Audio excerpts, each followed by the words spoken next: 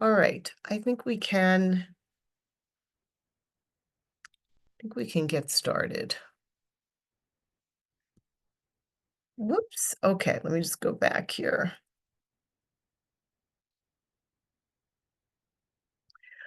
All right.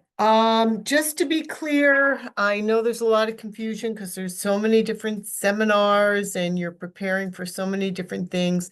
This seminar on how to write your secondary essays for health professions applications is part of the PAP 1003 application planning seminar series.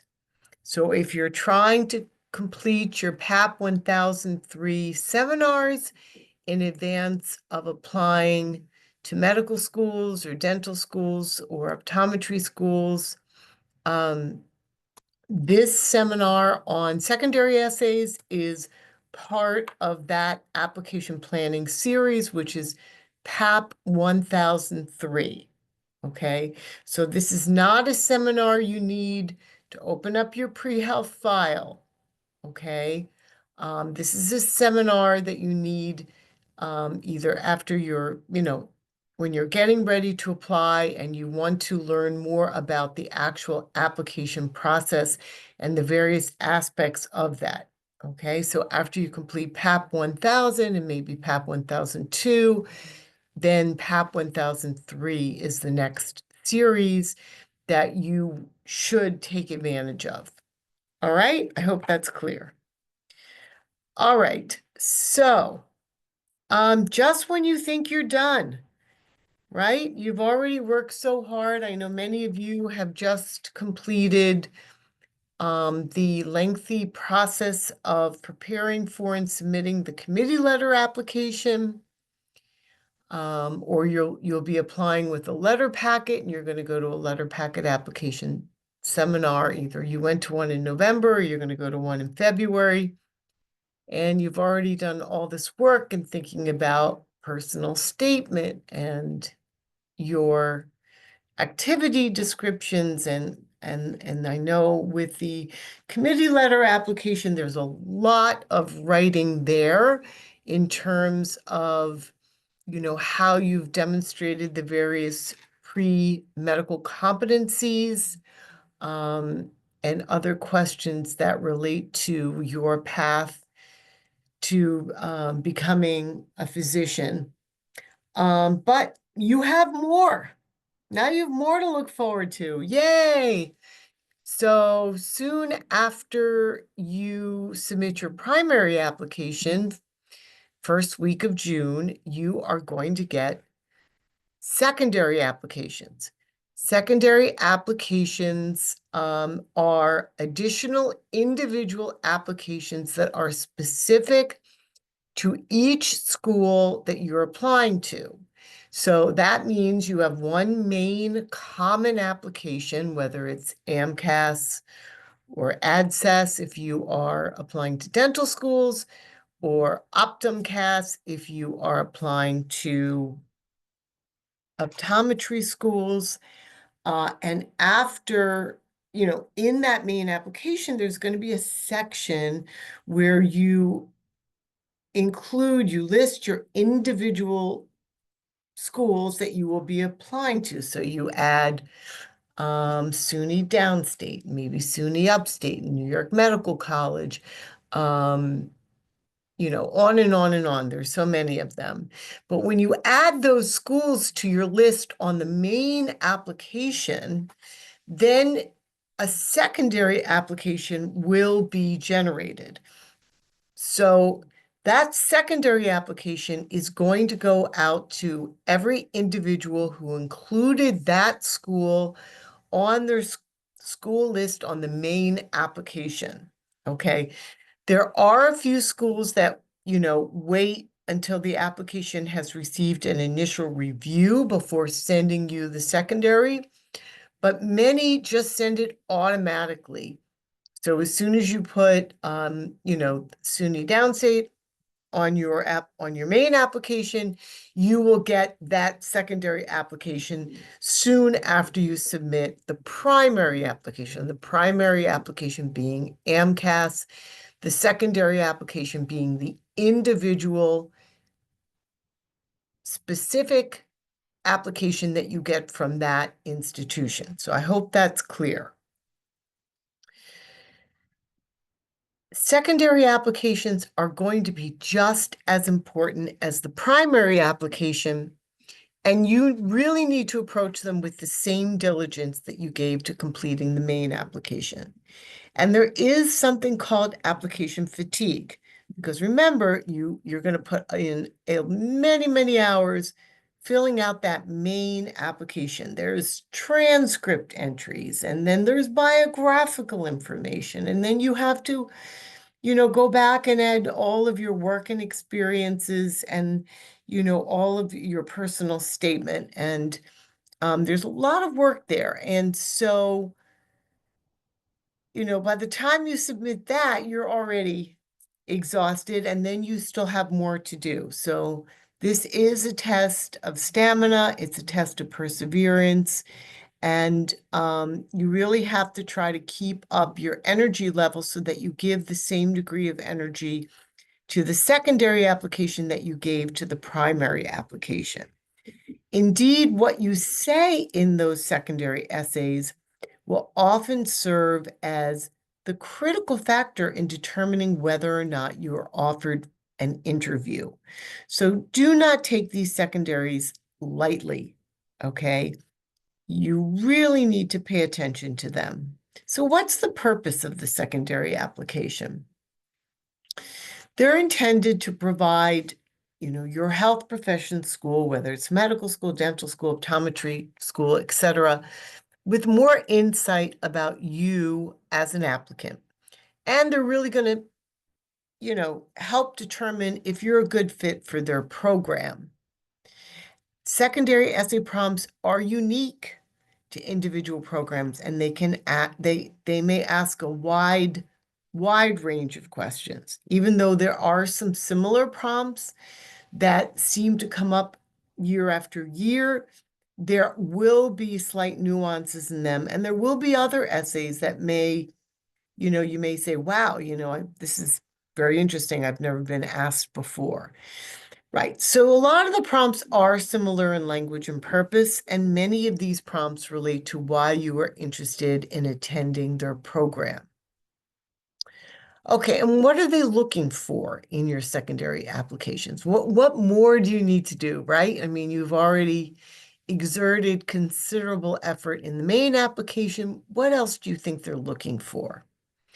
So, to be honest, the first thing they want to know is that you can follow directions, okay? And each secondary essay will be specific to that school. You're going to have to answer the specific prompts that they are providing for you.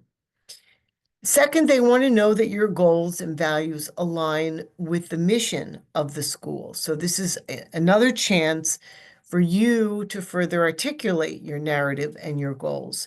And third, it's an additional opportunity to demonstrate your writing skills. So writing is an integral element of the application process. It's not just, math and science. Writing is critical, and I think you need to think about that. If you struggle with your writing, you may even want to consider getting someone, a close friend or colleague or peer who's a strong writer who may be able to assist you or at least look over what you've done. So don't be frustrated by the large number of secondary essays you're going to need to complete, right? So if you're applying to 15 schools and there are 3 essays per school, you'll have a total of 45 secondary essays that you need to write. Now, that's a lot, but many students apply to more than 15 schools, right? So just anticipate a lot of secondary essays and a lot of writing that's going to be, it's necessary to be completed in a short period of time. Okay, so now let me just talk to you a little bit about when you're going to submit these secondary essays. You're going to need to work quickly. So the essays have to be first rate, your finest writing, but they have to be produced quickly. Why?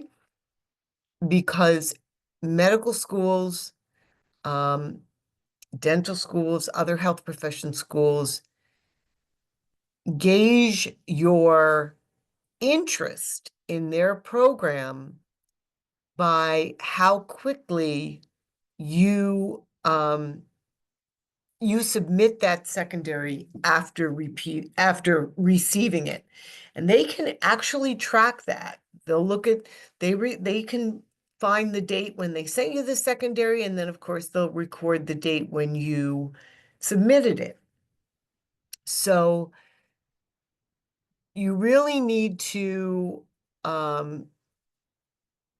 set a goal for yourself of submitting the secondary applications within 2 weeks of receiving them. Okay, and I'm going to talk to you a little bit about how to plan to do that. As I said, schools determine your interest in their program by how quickly you submit your secondaries. And that's a fact. This is not something that, is just hearsay, or I'm just, I've heard this. I've actually heard this from medical school admissions folks at conferences that we've been at. So it's important to really make sure that you're devoting your time. So to avoid being, overwhelmed by all of these secondary essays coming in, and you're having to turn them around, and of course, we strongly advise you not to submit essays, not to submit the secondary applications late in the application cycle, because it really does disadvantage your chances for an interview. So we really advise strongly that you pre-write your responses to the most common secondary essay prompts. And if you are receiving a committee letter or a committee packet from the pre-health office, you're going to be required to pre-write your secondary essays as part of the contract of getting your committee letter or, your committee packet. And that's because it's very difficult for us to support students who are not going to be submitting those secondaries quickly. All right, so what do you need to do? Organization's going to be critical here. Create a spreadsheet, right?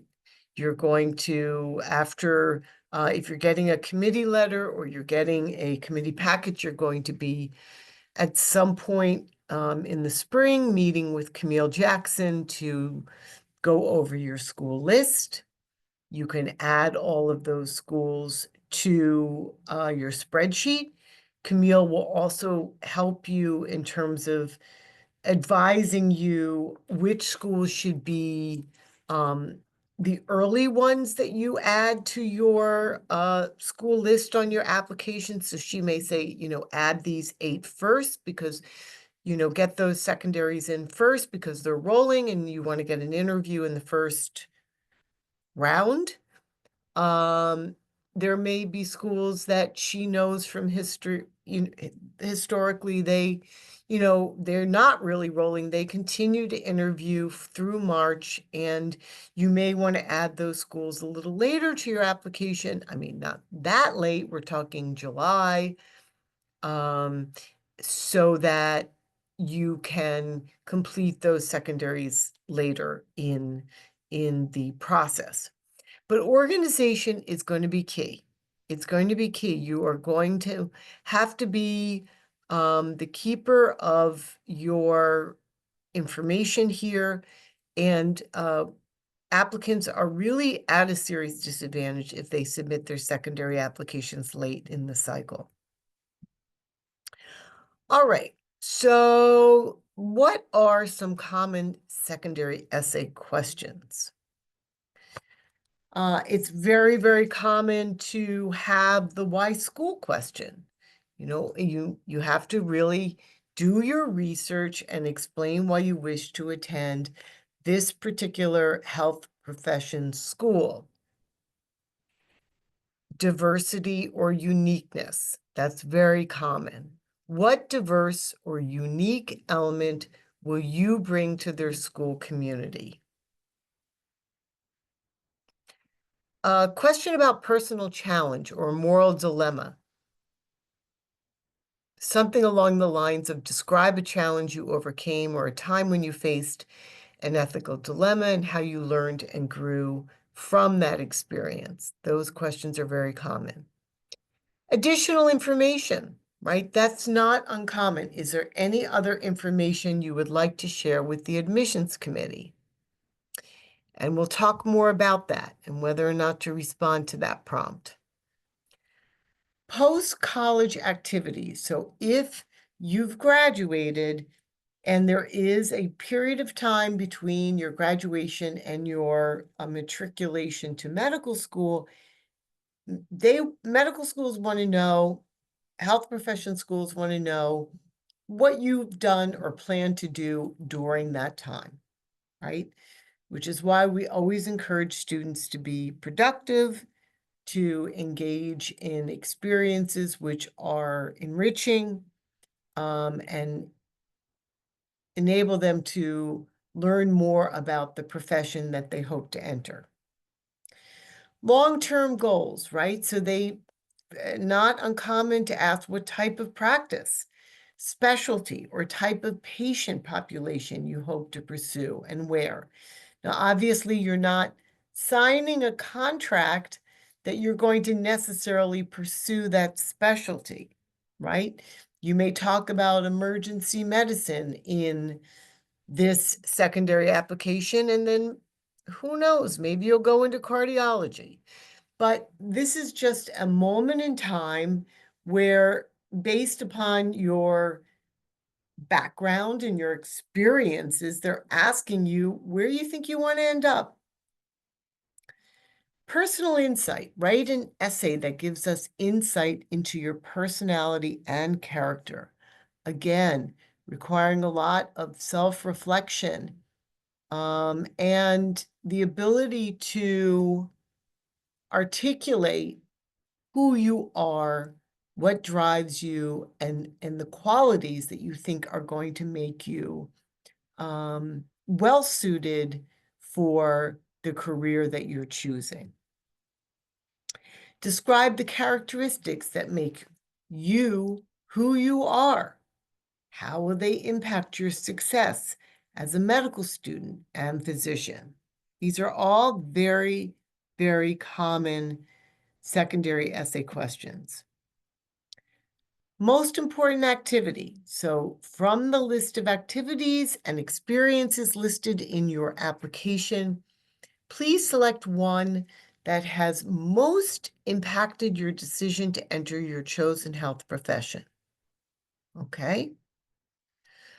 So I direct you to online resources that are reputable and helpful.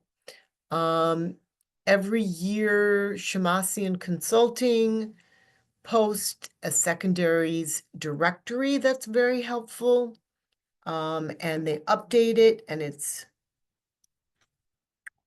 one that you should consult. BMO Academic Consulting is another one. Reddit has a secondaries directory, and you should take advantage of online resources, okay? There's nothing, nothing, you're not cheating, you're not doing anything that's not above board, but these resources are very helpful to you, and you should take a look at them. Okay, just a word about the COVID-19 essay. We're moving away from the years of the hardest years of the pandemic, but many of you still live through times, and those experiences really had an impact on your growth and your professional development, your academic development. And AMCAS chose not to add a secondary prompt to the main application, right? So they did not, there's nothing in the main AMCAS application regarding COVID. There are in other applications. ADSES, I believe, still has their COVID-19 question. So does OptumCAS. Other health professions applications did continue to have a COVID-19 prompt. But because they chose not to add a prompt to the main application, you will find that many medical schools have chosen to include a secondary about how COVID-19 has impacted your personal academic and extracurricular preparation for medical school, right? So many of those secondary questions are optional, and they really only want to know about your challenges beyond the common disruptions that we all experienced due to the pandemic, right? So we were all, for some time, operating remotely. We were all, for some time, not able to access certain activities in person that would have been beneficial to us in our growth and, professional development. But they're really looking to see, if you had more difficult challenges. Maybe you lived in an apartment with, 5 siblings, and they were all pulling on the internet at once. And, many times you were kicked out of sessions, or there may be other issues that you experience. Maybe your home life was particularly, loud and made it very difficult for you to focus on your academics. So these are experiences that are beyond the common disruptions that we all experienced, right? So if you did have these unique challenges, or maybe you were particularly hard hit by the pandemic, maybe your parents lost their jobs, or you lost their job, or you lost, your housing situation, you can use that space to let medical schools know about these hardships and how you adapted and overcame them. So I caution you, don't be lazy.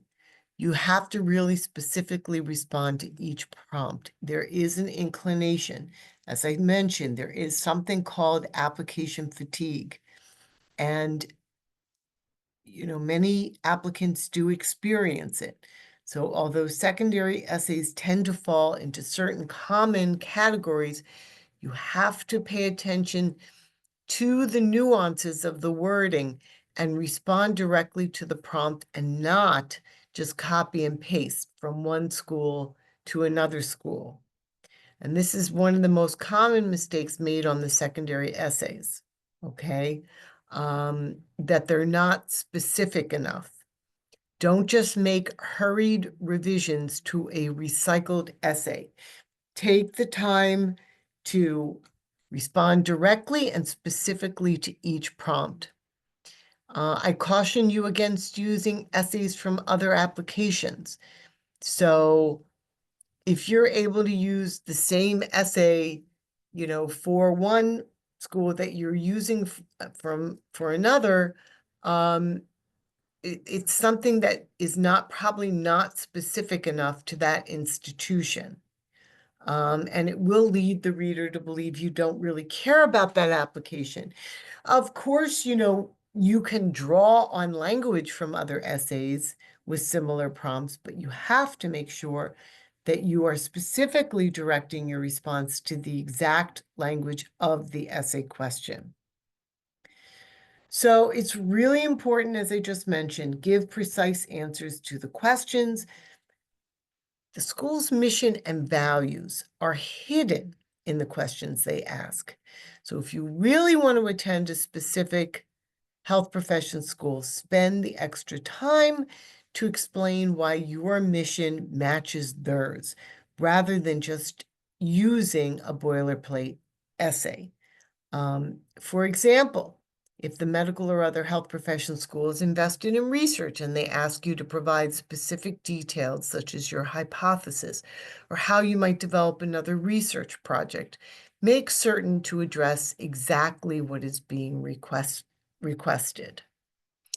Think through your answers.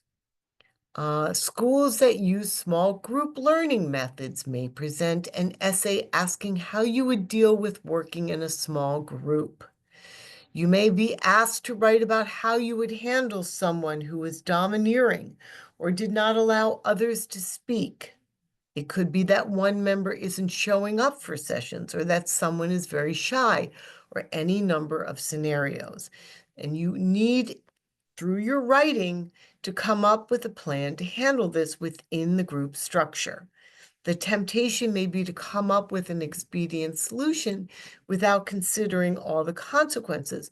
But what this question is really getting at is it wants to know all the various steps that are going through your mind, not just the answer, but how you would go about solving this problem on a step-by-step basis. So before you begin writing, think through the possible scenarios and how you would handle each one of them. And it may be helpful to discuss real-life examples in the essay and how they were resolved. Maybe you've had a time where you had to approach a problem similar to this. Think about your setbacks. Think about your setbacks, right? Resilience is a very popular topic for healthcare educators, and many schools are asking applicants to describe a failure or setback. They want to know that you're someone who can adapt and persevere. Consider your setbacks and choose one of some significance. It could be academic, related to research, personal, or professional. And, the other reason why health professional schools want you to reflect on your setbacks is because medical, dental, optometry programs place most students under more stress than they have ever experienced before. So they want to know how you handle stress. Think about a time that you failed, what you learned from that experience. Did it change you? Do you think you are stronger or better as a result? So it's important to be consistent with your primary application. You cannot write anything in your secondary essays that contradicts or otherwise calls into question something you wrote on your main application. So if in your main application you write about an interest in emergency medicine, and in your secondaries you're writing about cardiology, that's not going to be a good look, okay? You want to stay consistent. Moreover, do not write about anything you cannot speak about in depth during your interviews. So if you decide to be very personal and you want to open up about a challenge that's rather personal to you, maybe a health challenge, a family challenge, just make sure you also feel comfortable that you can talk about that in your interview, because anything in your application or your secondary application is fair game to be brought up in an interview situation. Be consistent. So while you're being consistent, you also have to avoid repeating verbatim your primary application, right? So as you incorporate ideas into your secondary essay prompts, remember to go back and review your primary application as well. Oh yes, I already used that example in one of my most meaningful activity descriptions. So I'm going to have to choose a different situation where I had to approach a patient who was upset or distraught, okay? but make sure you take the time to go back and make sure that you're not repeating what was in your main application. So even though you don't want your, you don't want your responses to be inconsistent, you also want to make sure you're not repeating your primary application, okay?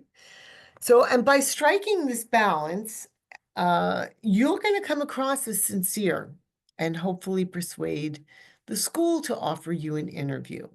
Okay, a word about humility. You certainly have the right to be proud of what you've accomplished, and you've worked very hard to get to this point. But remember to give credit to others where you can. Demonstrate your appreciation to those who helped pave the way for you. So, instead of I did, I accomplished, I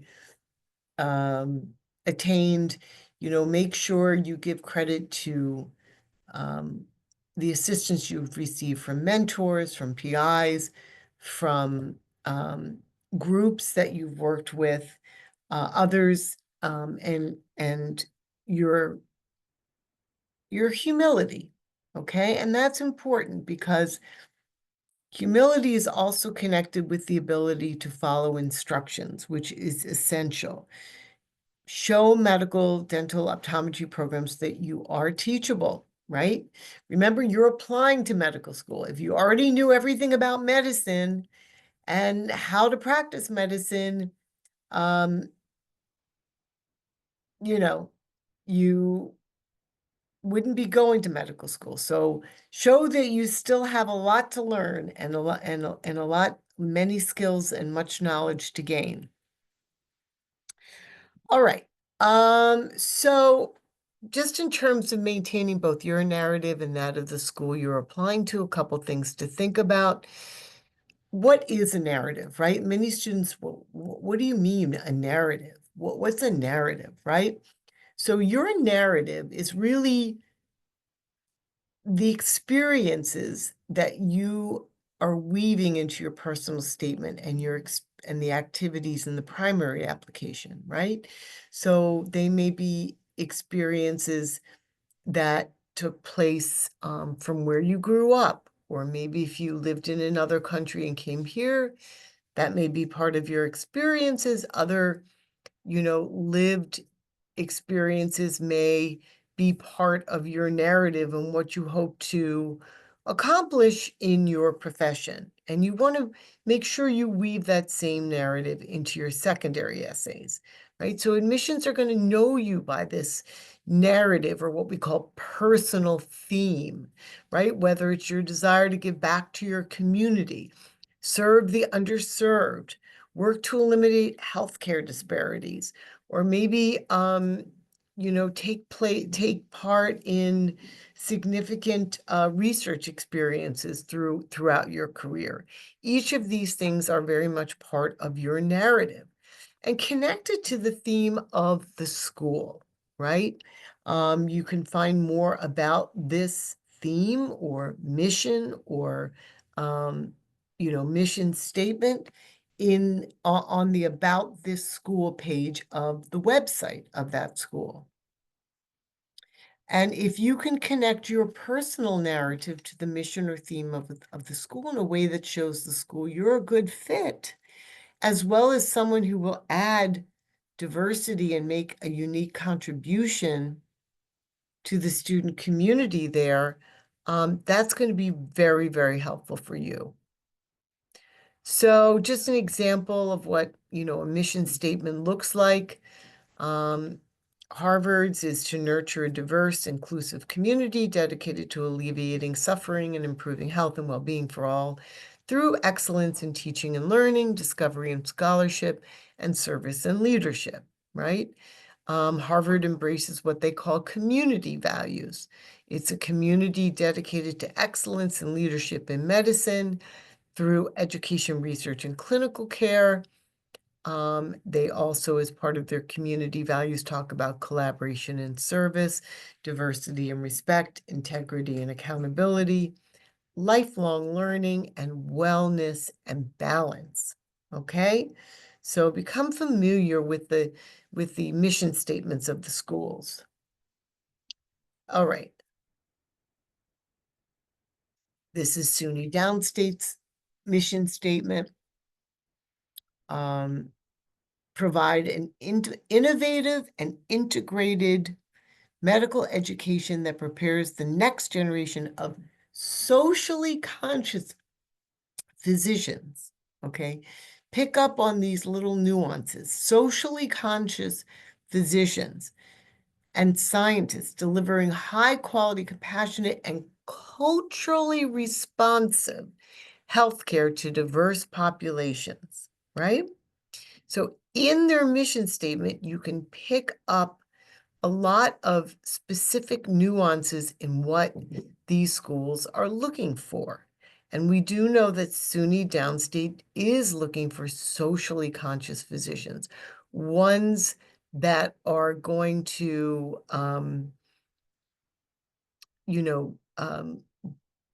serve diverse populations,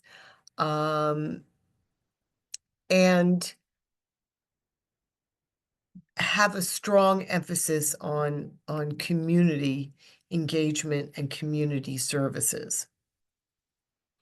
While Cornell Medical College, again, this is their mission statement, and each one is slightly different. You may read a lot and you may say, oh my goodness, they sound all the same, but there are nuances here, and you just have to read everything carefully and pick up on these nuances. Okay, and while Cornell is committed to excellence in research, teaching, patient care, and the advancement of the art and science of medicine. Okay, a focus on lifelong education, conducting research at the cutting edge of knowledge, improving healthcare of the nation and the world, now and for future generations. Okay, all right. Let's look at some sample responses to common secondary essay prompts. And before I do that, I'm just going to pause for a second to see if anyone has a question. And I want you to feel free to unmute and ask. But if not, I will go ahead I and had a question. yes. Hi, who's speaking? Hi, Anna. Oh, hi, Anna. It was earlier when you were speaking about the COVID essay and how it's more of an optional secondary. Are optional secondaries, I wrote the same thing in the chat, are optional secondaries truly optional, or are they kind of, or answering them more of a soft requirement? Like how research is optional, but it's really a soft requirement for Right. med. So I would say as a general rule, we always encourage students to answer every prompt, even if it's optional, because we always think that you can use these essays as a way of having the admissions committee learn a little bit more about you, another dimension of you, another side, another experience. So we do encourage students to take advantage of all essays.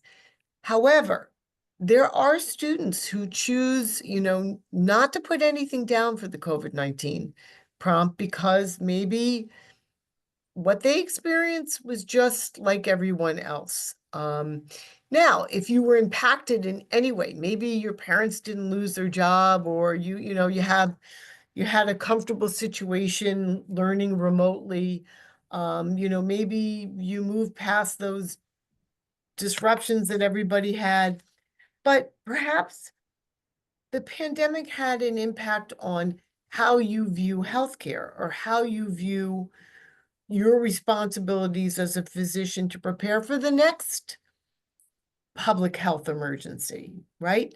That's another way of going about it. So I always feel like there's something that you can reveal in those optional prompts that give a little part of you. There may be some where you really honestly say, there's nothing I can say about this.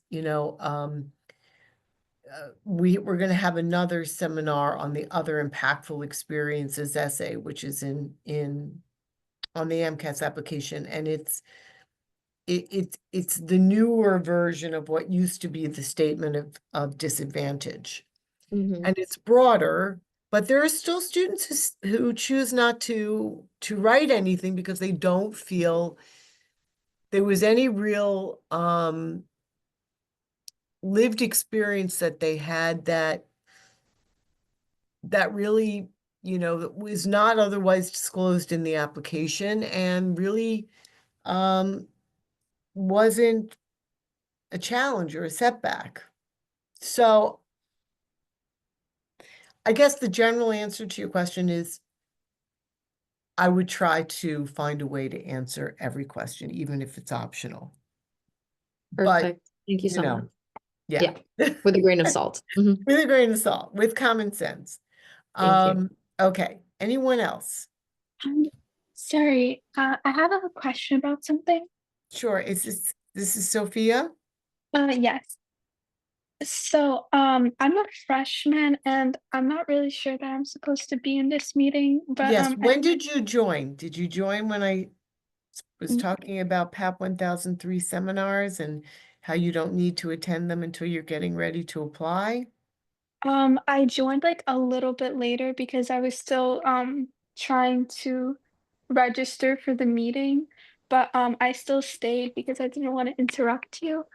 Um, so do I have to do the reflections or Well, if you're here and you want to learn, are you a pre-med student? yes. So eventually you're going to have to go and take this seminar.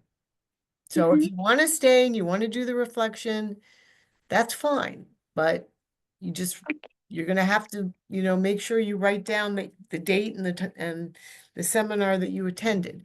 If you want to attend it again when you're getting ready to apply to medical school, that's fine. You can leave and retake it.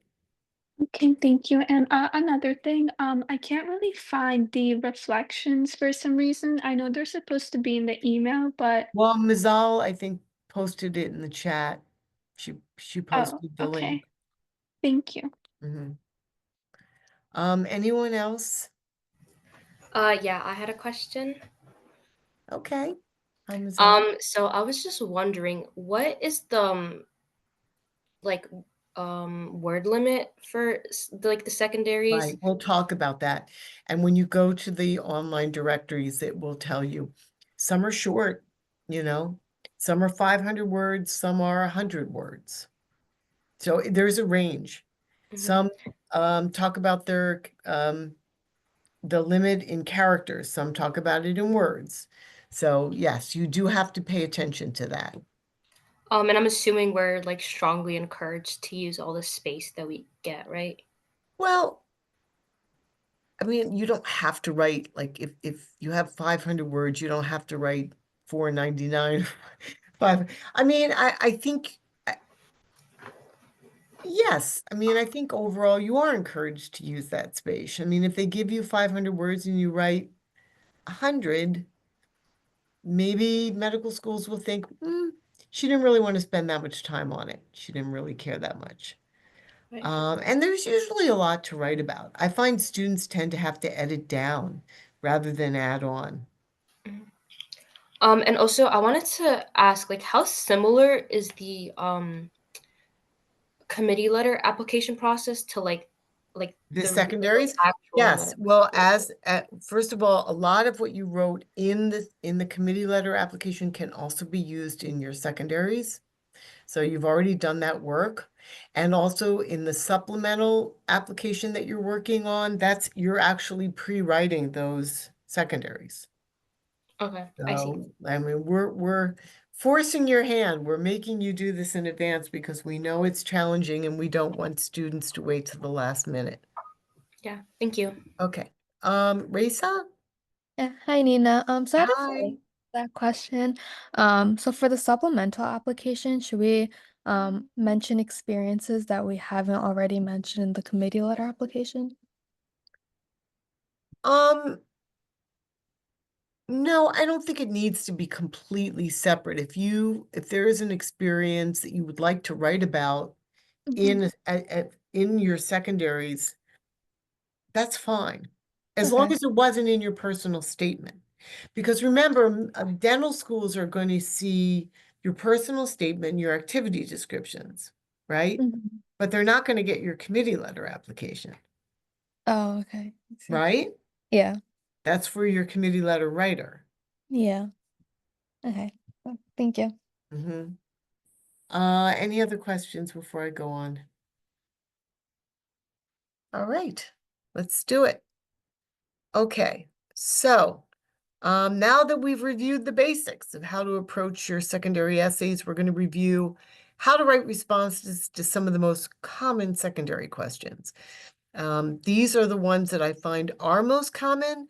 The why do you want to attend this school prompt, the challenge, adversity, hardship, obstacle prompt, the diversity prompt, and the optional additional information prompt. Okay? All right, the why our school. And this is an essay that asks why you're interested in attending our program. And, you know, I did mention before that it will need to be specifically tailored for each school based on the mission statement, curriculum and other unique aspects of the program. So you're going to have to do some work. You're going to have to do some reading. And the wording of the prompt may be slightly different. So it may ask you to write about why you're a good match for the school or how attending the school will enable you to achieve your future career goals. Okay, so here's some examples of how the wording's a little bit different. GW, what's your specific interest in the MD program at GW? What opportunities would you take advantage of as a student here? Why? Okay, here they give you 2,000 characters, right? So that's, you know, that's less than half of your, you know, personal statement. University of Miami Miller School of Medicine. Why have you selected this school for your medical education? Please be as specific as possible. 500 words or less. UPenn. Explain your reasons for applying to the Perelman School of Medicine. Here you have a limit of 1,000 characters. So each prompt is going to be different, and you're going to have to read and follow instructions. Okay, so applicants sometimes, you know, make the mistake of, you know, looking over the school's website and listing as many features of the program as they can fit into the space provided in as far as why they want to go to that school. But really, you're better served by really looking carefully at the school's mission statement, vision, and values, and finding those connections with what you've done, right? Identify the elements of these statements that align with your interests and incorporate those elements into your response. Once you have stated aspects of the mission, vision, and values that appeal to you, find specific examples to back up your response. So here's another way of thinking about it. Consider what a health profession school offers. Consider what you want from a health profession school as exhibited by your past experiences, as reflected in your main application, and find the connection between them that assures you this is the right school. Okay? What the health profession school offers. Maybe they serve a patient population that is diverse and urban, or maybe it's, you know, they focus on primary or geriatric care in a rural area.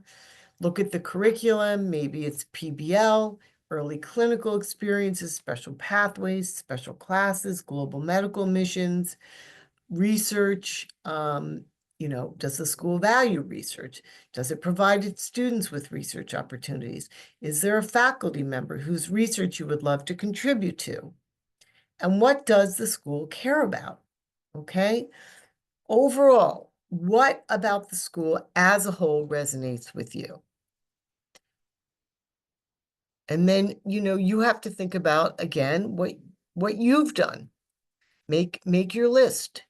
But please, please, please do not put at the top of the list the fact that the school's location is close to your home.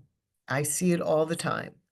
You know, why do you want to go to even, New York Institute, New York Institute of Technology, College of Osteopathic Medicine? If so many students say, well, I'd like to stay close to home, and NICOM is close to where I live, close to my support system, right? So while you may have a desire or a need to be close to home while you're in medical school, don't put it at the top of your list of reasons.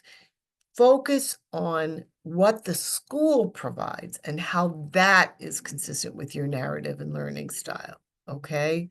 You should not be applying to a medical school because it's close to home. You should be applying because of what the school will offer you in terms of a medical education and how that comports with your goals for a medical education. Okay? Now, there may be other factors, right? So SUNY Downstate may serve the community that you grew up in, or you may want to gain exposure to the patient population that is located close to the school's location. That's different from opening up with, well, the school is close to home, and I want to be close to my family and my support system, right? So highlight the connections between what the school offers, what you want in a school. If your answer can be used for multiple schools, it's not specific enough. It's not specific enough, okay? You really have to demonstrate your interest in that program. For example, if a school emphasizes research in its mission, you can write about your passion for conducting research. You can discuss your prior research experience as evidence. Then, you can write about specific research opportunities the school may offer, describing how the program ties into your interests and aspirations. There may be other aspects of the mission statement that you relate to. Commitment to the underserved, lessening healthcare disparities, or other goals. Okay, here is an example. If you have a specific reason why you wish to attend SUNY Downstate or a medical school in New York City, please explain. You have a limit of 100 words. That's very short. Okay?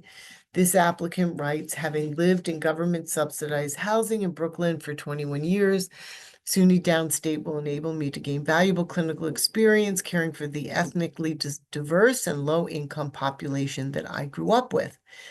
Witnessing the effect of poverty on health in my community, and then volunteering at Holy Apostle Soup Kitchen to help an underserved population obtain basic amenities.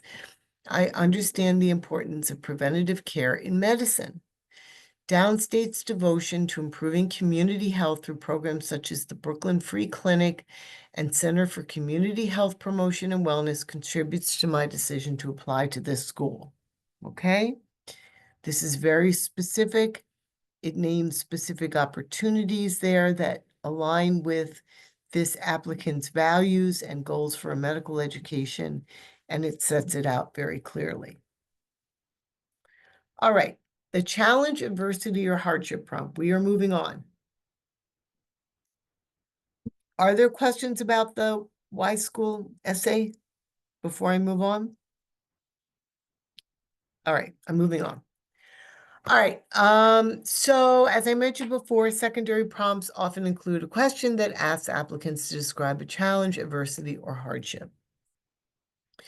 The exact nature of the question may vary from school to school, so it's important to understand exactly what's being asked. If the question asks you to describe an experience with adversity or hardship in your life, the response will be different than if it inquires about a challenging project or assignment you worked on in college.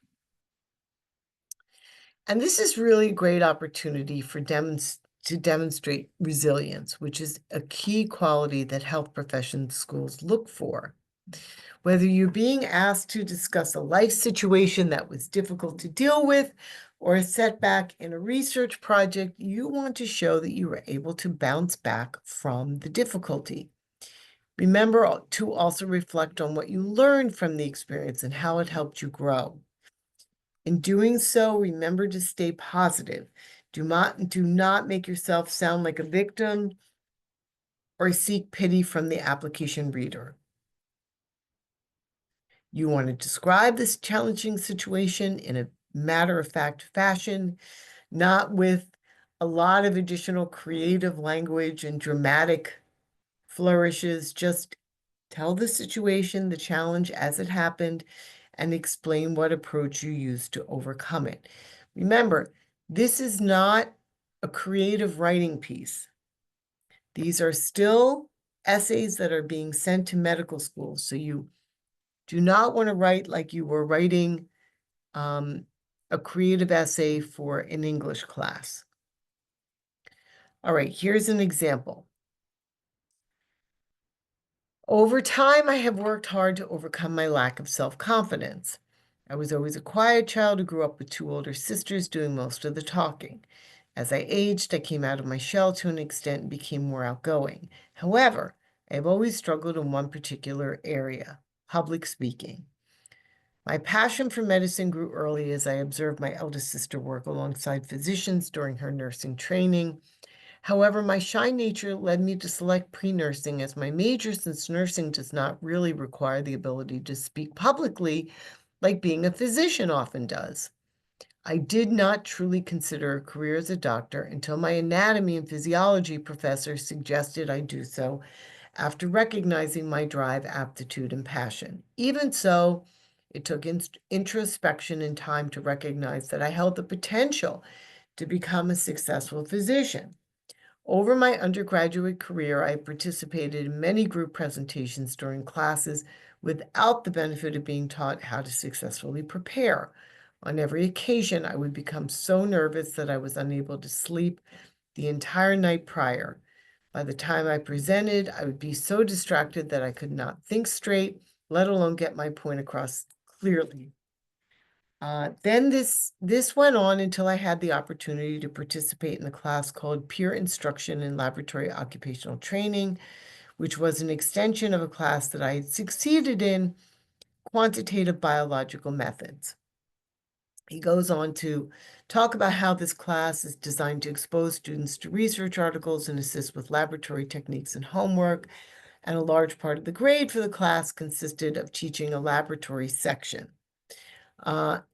Explains that he almost opted out of the class because of this requirement, but ultimately decided it was a great opportunity to work through my personal fear of public speaking and build my self-confidence. Then you can read here, the applicant goes on to describe how he set a schedule 6 weeks ahead of the presentation to begin preparing. The various things he did to prepare for the presentation. He, reached out to others to get feedback. He practiced daily, sought the advice of helpful peers.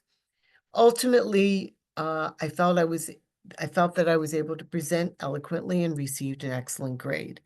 Life is full of challenges, and I learned that preparation is key to success. So he not only explains the challenge here in a very factual way. I mean, there's no discussion of like his, other than discussing how he would get very nervous and not be able to sleep the night before. There's no dramatic flourishes here. He just tells the facts and then what he did to overcome it, and then what he learned from the experience. Life is full of challenges, and I learned that preparation is key to success. I planned and prepared early, pulled from available resources, and implemented advice from faculty and peers. This experience taught me that I do have the aptitude, strength, and drive to succeed in medical school and overcome any obstacle that I might face. I am eager to embrace more personal growth and realize my full potential as I continue on to medical school. Now, obviously, this prompt had a longer word limit There may be some that are shorter, and you may need to pare this down, but this is just one example. Okay. This is a sample response. Let me just see. Whoops, I'm going on too quickly.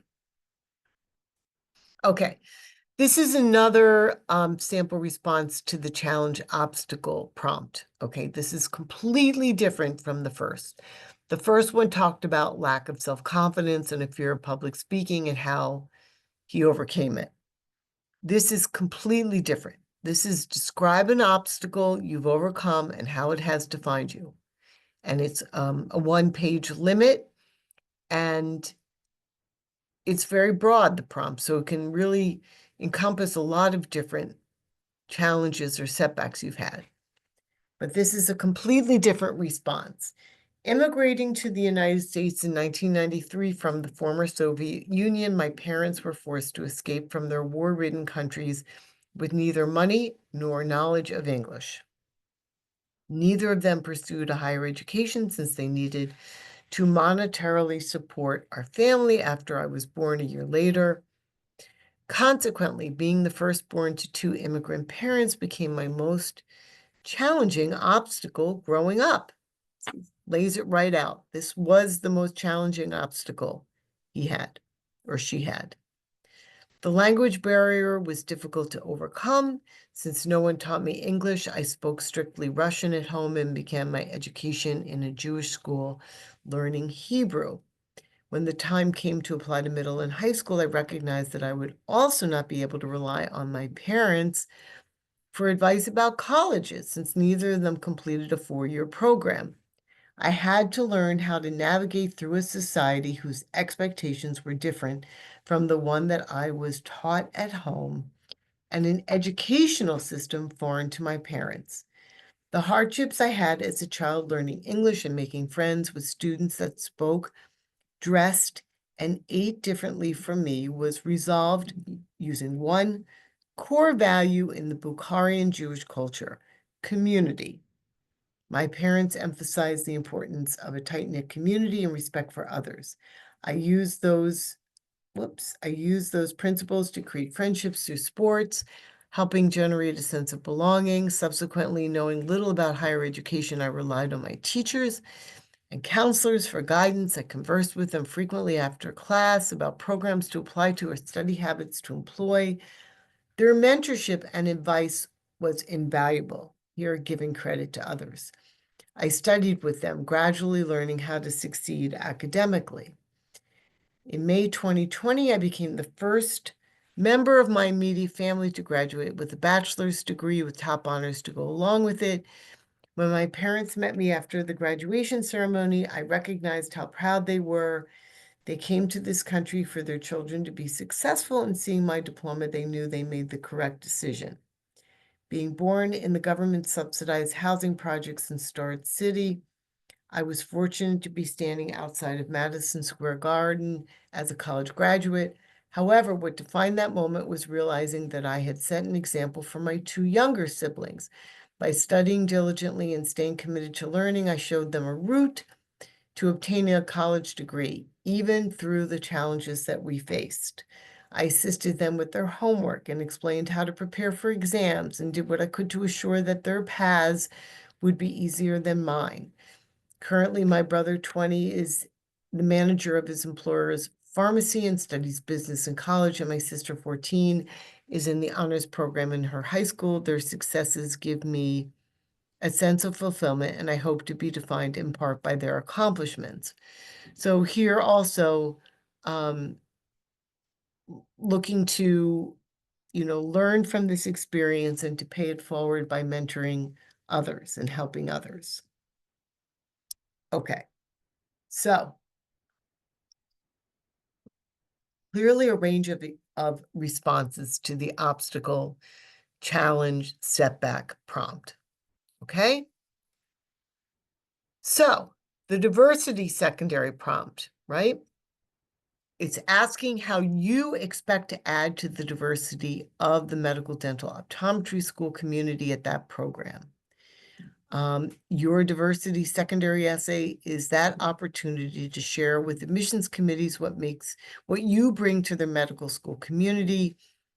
It's a place where you can share a little bit more about what makes you you. So what does diversity mean in the context of this prompt? Many students think that diversity must apply primarily to individuals or groups that are underrepresented in medicine. Some students think that diversity must refer to ethnicity, race, or sexual orientation. While those are legitimate things to consider in a diversity essay, there are other ways to demonstrate diversity. When schools ask you to answer this question, they are really asking how you will contribute to a diverse student body. They want to know what is unique about you so that you can add in a meaningful way to their school community. Okay? So the prompt can be worded in different ways. Here's one example. The Committee on Admissions regards the diversity, broadly defined, of an entering class as an important factor in serving the educational mission of the school. The Committee on Admissions strongly encourages you to share unique, personally important, and or challenging factors in your background, which may include such discussions as the quality of your early education, gender, sexual orientation, any physical challenges in life or work experiences. Please describe how these factors have influenced your goals in preparation for a career in medicine and may help you to uniquely contribute to the Stanford learning environment. So it's a lot included in this one prompt. It's a little bit of a, talking about various experiences in your background, but also how they may be able to contribute to the learning environment at Stanford, right? How they've influenced your goals in preparation for career in medicine, and also how they enable you to contribute to the learning environment at the medical school community. So there's a lot in this wording. So as I mentioned, diversity is not limited to race or ethnicity. It also includes experiences or viewpoints that could add in a positive way to a health profession school's incoming class. The school may ask you to state what makes you diverse or inquire about how you will contribute diversity to the institution or the health profession. To answer this question, you can certainly discuss your cultural, ethnic, or even religious background. However, you do not need to be limited to these topics in your response. You can write about a particular artistic talent or skill in a particular area and the qualities it has demanded. Or maybe you have other life perspectives or viewpoints based on your lived experiences that will add to the diversity of the school community. Maybe you enjoy writing or coding or dancing or painting, or you're an athlete.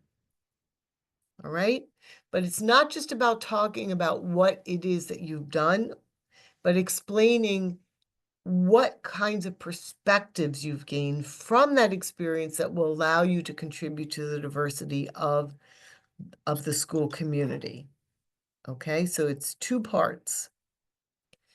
In responding to this question, many times applicants limit their response to historical data such as their background or previous experiences.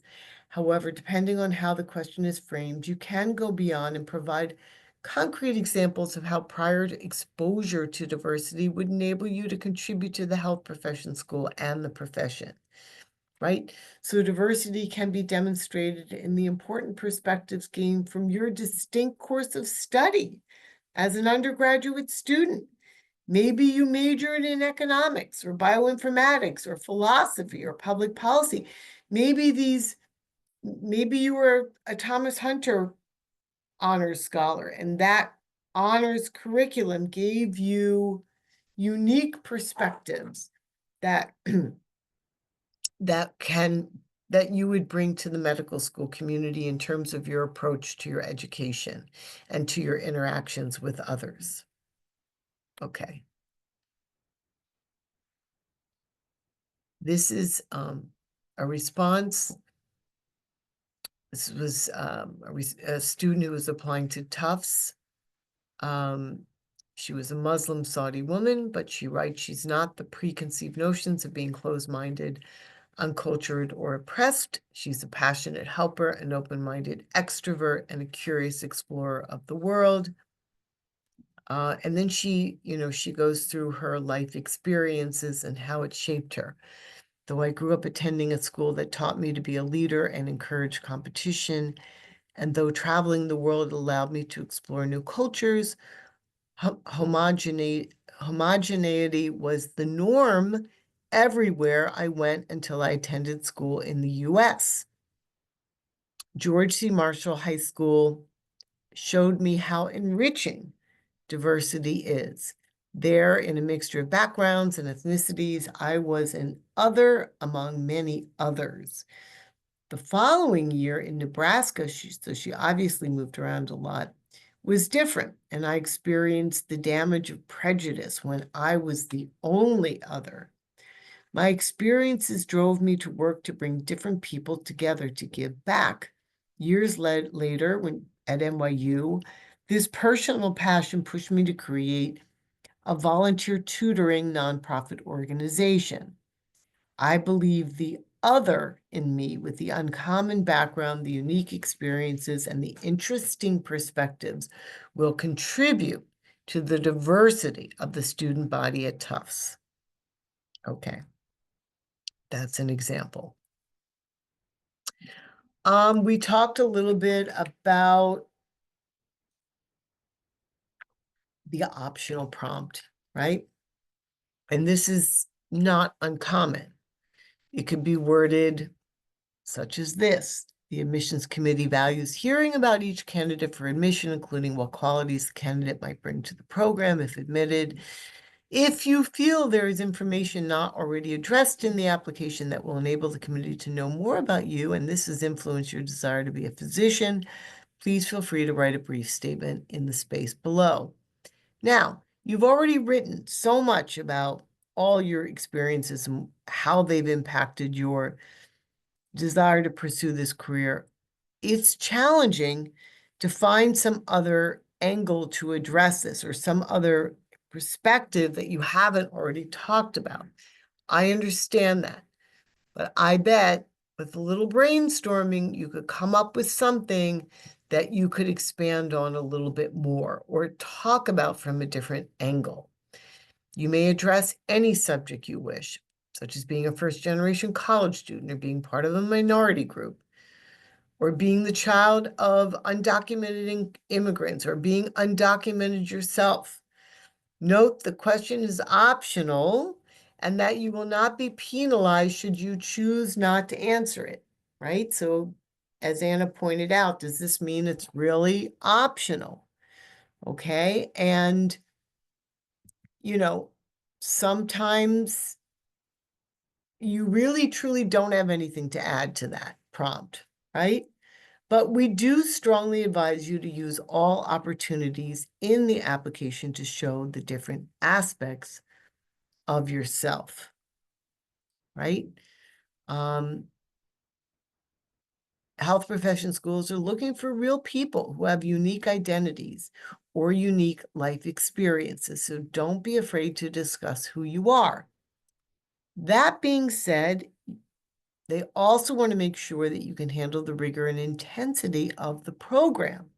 So we do caution you against writing about an issue that would make them doubt your ability to be successful in their program, okay? And I think that's important to remember. You have to remember what you're applying for and how your application is going to be read. Be your authentic self, but also show how you've learned to overcome and be a successful student.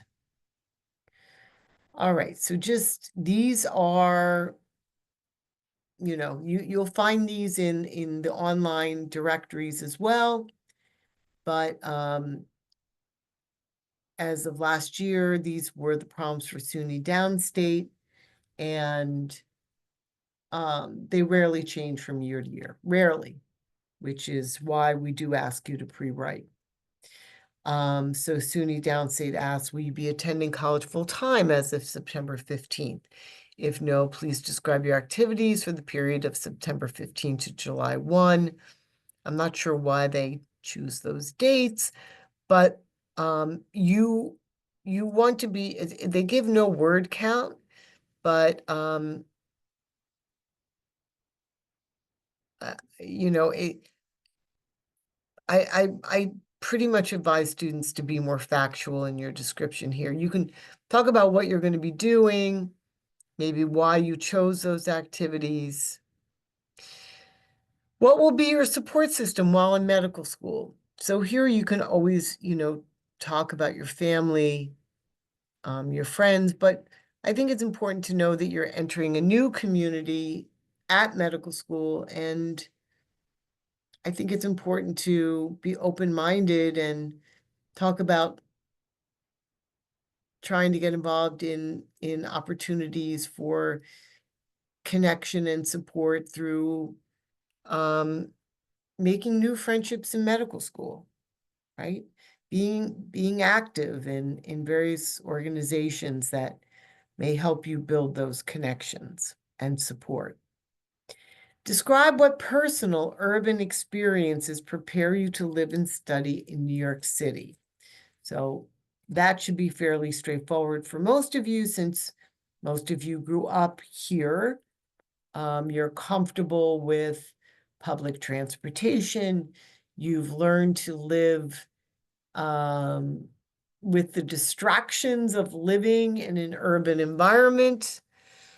You've learned to navigate city life, and I think most of you are prepared because you've already lived and studied in New York City to go to medical school in New York City. If you had completed application to the College of Medicine in a prior application cycle, please highlight any changes since your previous application.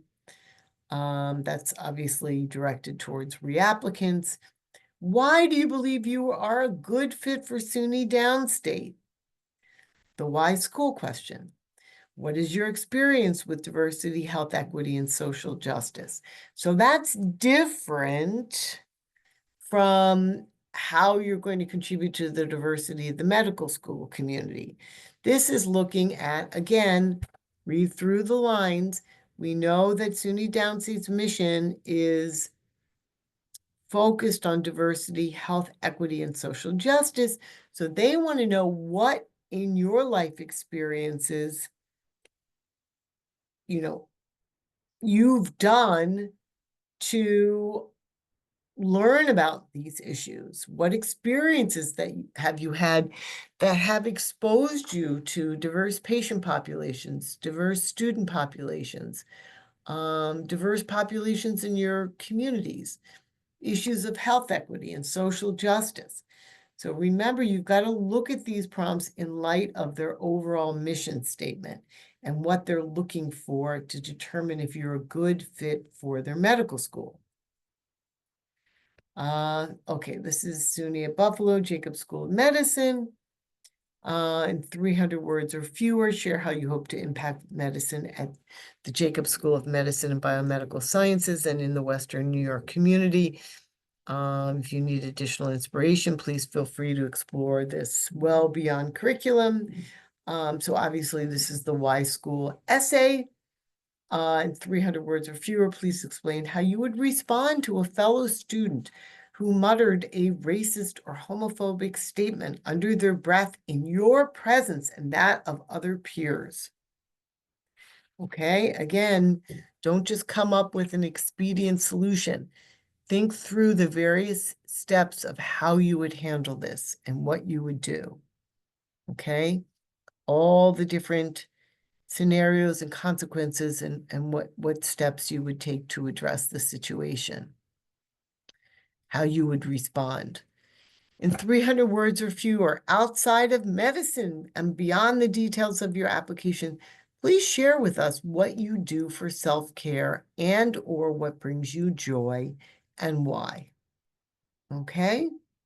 So your avocations, your interests, your hobbies, what you do to stay emotionally healthy and take care of yourself. Okay. Icahn School of Medicine at Mount Sinai. Again, if you're currently not a full-time student, please briefly describe the activities you're participating in this academic year. So SUNY Downstate has no word limit. Here, Icahn School of Medicine has a 100-word limit. Okay, so again, you have to be very factual, to the point.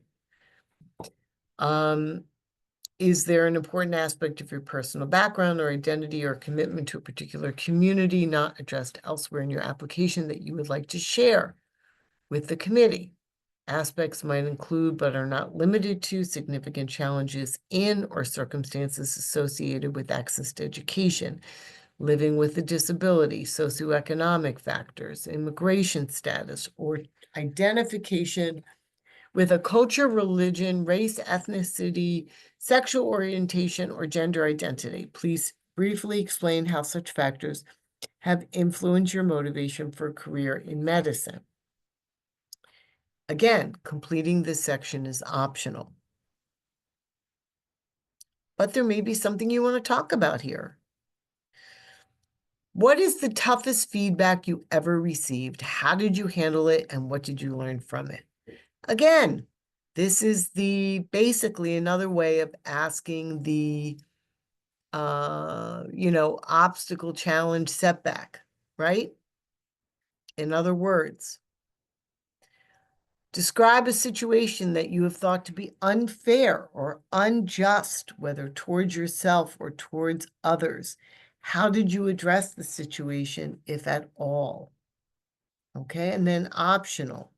Were there any adverse circumstances in your pre-medical preparatory journey, including but not limited to impact from COVID-19? You only have 100 words, so it's very short.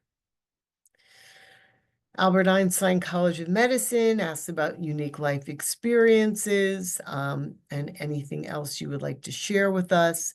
The first one is essentially, what are you contributing to the diversity of the medical school?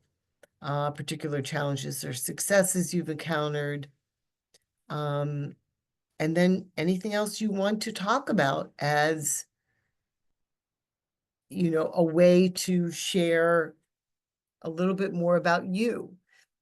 Since Einstein also does not have a why medical school question, like why this medical school question, you may want to use this anything else you would like to share with us to talk about why you believe you are a good fit for the medical school there, right?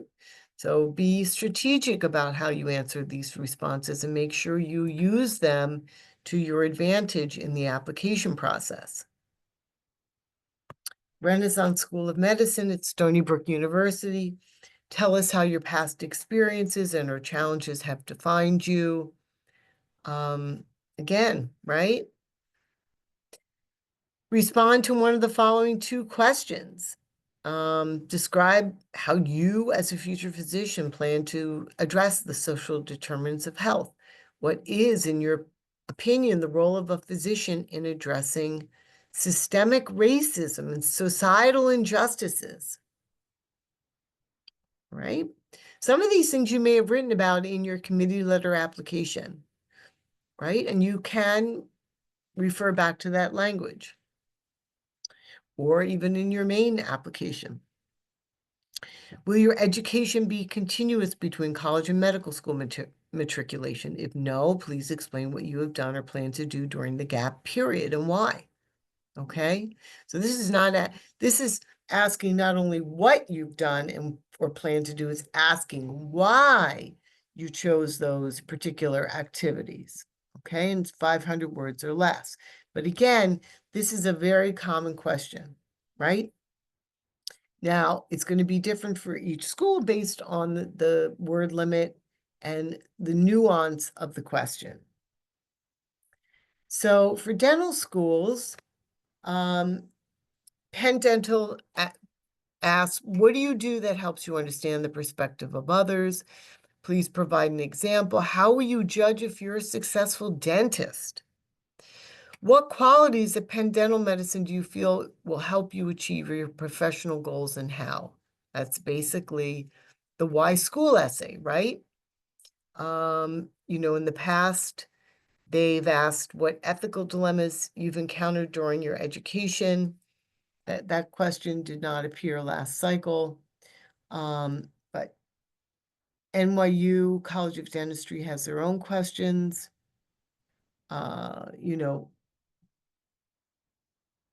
Why do you want to pursue your dental education at NYU College of Dentistry? So there is your place. You have 5,000 characters, which is almost as long as your personal statement, actually longer than your personal statement for dental school, which is 4,500 characters, to really talk about why NYU is the place where you want to receive your dental school education. And please do not open with, because it's close to home. Focus on what the school has to offer. Now, this is a online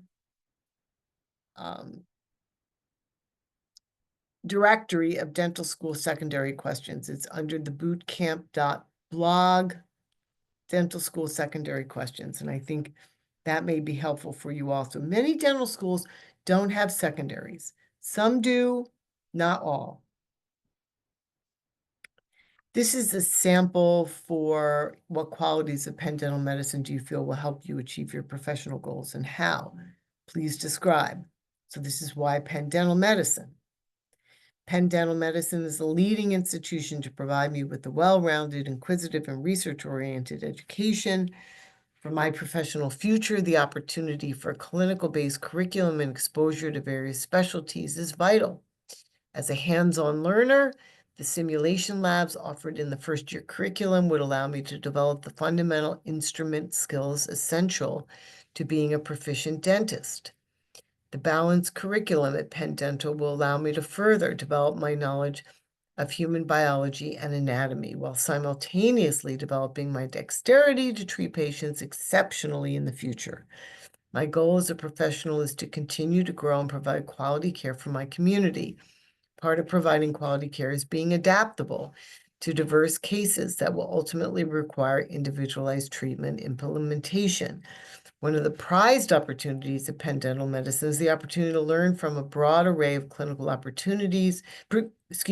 array of clinical procedures that will ultimately prepare me to accommodate a vast number of patient treatment options. The courses, community outreach opportunities, and dental education programs offered at Penn Dental Medicine will not only prepare me, but also empower me to reach my best potential as a future dental professional. All right, that's a sample. Additional tips. Here are some additional tips. Do not open your answer by repeating the question. So if the question is, describe a setback, challenge, or obstacle that you experienced in your undergraduate education, do not open your response with a setback, an obstacle, setback, or challenge that I experienced in my undergraduate education is or was, right? Just open with your response. Do not waste words, characters by repeating the question. Either open with a story that shows the challenge or setback or obstacle, or you can describe the situation, but don't open by restating the question. Do not repeat what you wrote in your main application, but be consistent with your main application. We did talk about that. Answer the gap year question in a factual way that provides a timeline. So make sure you're clear. If you're talking about engaging in different activities, mention the month and year that you began those activities. If something's anticipated, give an anticipated month and year when you were going to be starting that activity, but it must be stated in a clear, factual timeline way. Optional prompts, as we pointed out, should be answered. There's always something additional that you can add for the benefit of the admissions committee. And edit and edit and proofread and proofread. I cannot emphasize that enough. If you're going to be sloppy in writing your secondary essays, that's going to put you at a real disadvantage. And you may not get that interview, because by being careful in these essays, you're also showing, you're demonstrating your interest in these programs. Okay? If you are receiving a committee letter or a committee packet, a pre-health advisor will be available to review and provide feedback on up to 3 of your secondary essay applications. So that doesn't mean sending us all 25 if you are writing 25 applications, okay? We're a small office and we'll only be able to review and provide feedback on up to 3. Due to limited resources and the many students we serve in the application cycle, we cannot review every one of your numerous secondary essay drafts. So the other thing I caution you is don't play it one advisor off the other. So if you send me 3 secondary essays drafts and then send Camille either the same essays or other ones, we discourage you doing that. We work with the advisor who you were working with when you were seeking the review of your personal statement and work and activities and the CLAP evaluation. If you are just not a strong writer, right? Writing is just not your cup of tea. I really think you may want to consider finding a friend or relative who is a strong writer and can assist you, because there is a lot of writing. There's a lot of writing in the application process, and you do need to produce first-rate essays in a rather short period of time. As I mentioned earlier, if you procrastinate or are not organized in the process and end up submitting secondary essays late in the cycle, you will be placed at a disadvantage in the review of your application by medical, dental, optometry schools and the opportunity for an interview. All right, I am here for questions, and I want to also let you know that if you email me, I can send you a copy of this presentation. Okay? But I am happy to stick around, answer questions. It's already 4:05, so I know if you have to leave, you have other responsibilities, feel free to move on. You don't need to stay. Yes, I did put my email in the chat. I will do so again. I don't know why else.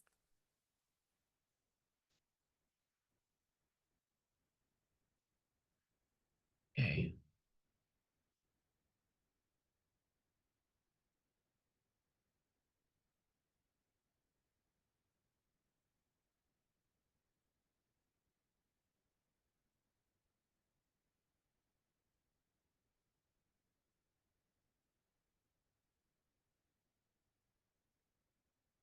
Okay, I'm putting the email again. Michael, I think, yeah, I think you need to come by for advising if you don't know the difference between a committee letter and a committee packet. All right? I don't know who you see for regular advising, but just stop by even for a drop-in. We can talk to you about the differences. All righty, I'm gonna end this. Oh, Veronica has a hand up. Okay, go ahead. Oh, hello. Sorry. I have a question a little bit off topic about the letter of recommendation. So by Organic Chemistry Lab 2 TA, he agreed to write me a letter. Does it has to be signed by the professor? Because I know that he has a PhD. Who has the PhD? My lab TA. So I wouldn't have him sign it as a TA. He should sign it as adjunct faculty. Oh, okay. Okay. Yeah, because I was just not sure about it because Camille mentioned that we have to like they don't have a PhD. I think they have to be signed by professor. Okay, thank you so much. Yeah, no, you can get a letter of recommendation from an adjunct faculty. Okay, thank you so much. Have a good day. You too. All right. Thanks everyone. I'm gonna end the session. Thank you, Nina. long. Have a nice So day. long. Thank you.